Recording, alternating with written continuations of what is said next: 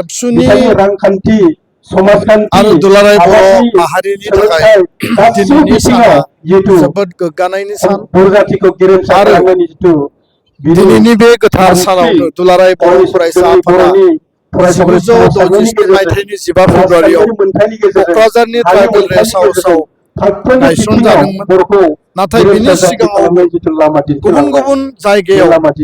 एबसुनि आनसलिक कमिटि बा unit committee दाजादोंमोन। खिन्थु मिरु आफाद हिसाबै 1967 नि 15 फेब्रुवारियाव दादोंमोन आरो दिनै जोङो चिरां जिल्लानि बे बिरहांगाव गोजान बाजार बे गेवलां फोथार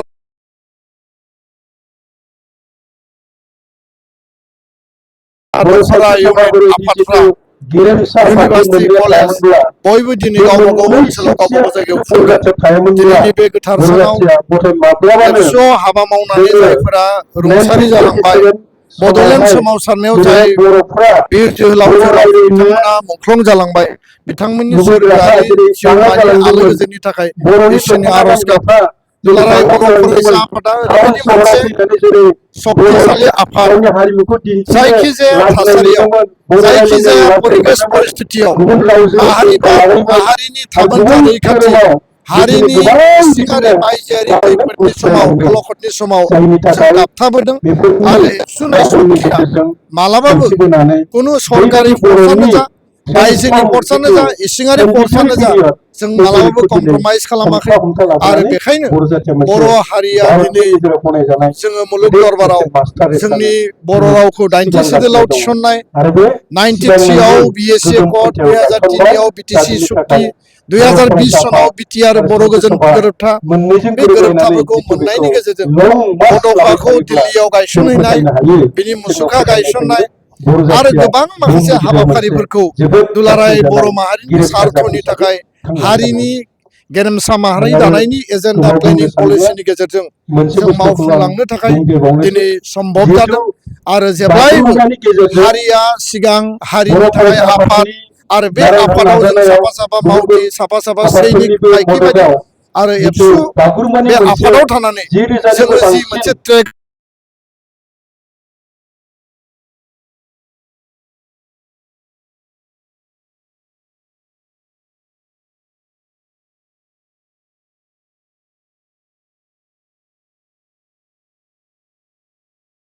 मोनथाय मर्यादा आरो बर' हारिनि गासै बिथिंनि जौगानायनि थाखाय जों हाबा मावलांगोन आरो बेनो दिनैनि जोंनि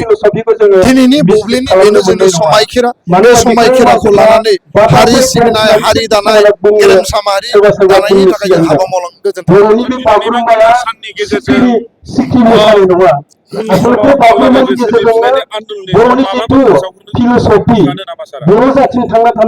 दा मोनफ्रोमबो सम आरो थासारिजों दुलाराय बर' फरायसा आफादा जोंनि थान्दै जथुम, जोंनि एगजिकिउटिभ मेलफ्राव जोङो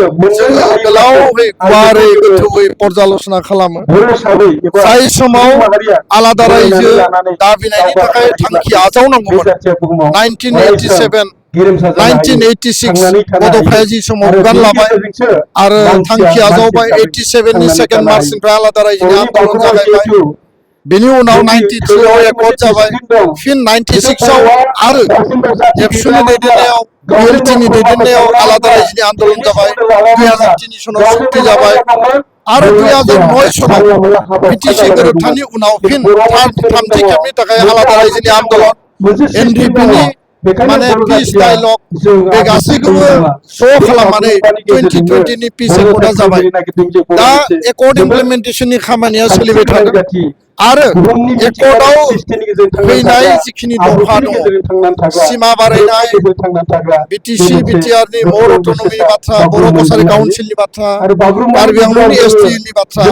बेखौ मोगथाङाव मावफुंनांगौ, जाफुंनांगौनि थाखाय जोङो नाजाबाय थादों,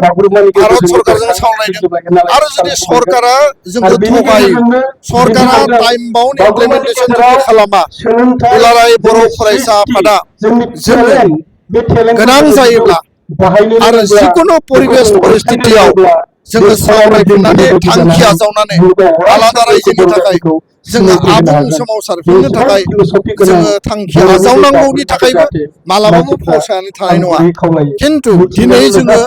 एकर्डखौ इमप्लिमेन्ट खालामनायनि गेजेरजों बे एकर्डनि मर्यादाखौ जोङो होग्रोनो हायो नामा बा लाखिनो हायो नामा बे थांखियाव दङ। आरो जुदि सरकारा टाइम बाउन्ड मावफुङा बिनि डिसिसना अट'मेटिकेलि फैगोन। गोजोन्थों।